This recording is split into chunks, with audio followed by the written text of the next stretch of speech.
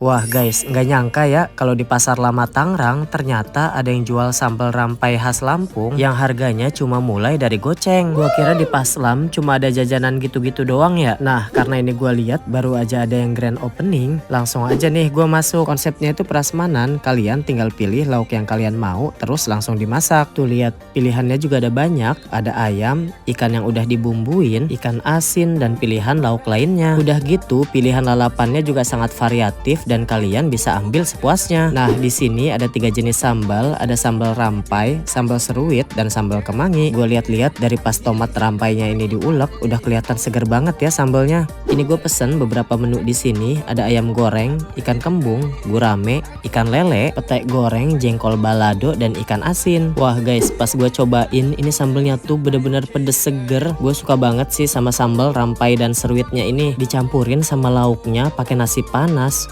Wah, udah sih ini auto kalap guys. Pokoknya nih tempat bisa jadi pilihan buat makan berat kalau kalian lagi di Pasar Lama Tangerang. Tempatnya juga cukup luas, ada 2 lantai, dan pas gua kesini lagi ada live music juga. Catat nih guys, namanya itu Ngerampai Makyu. Lokasinya ada di Paslam di seberang Publicity ya.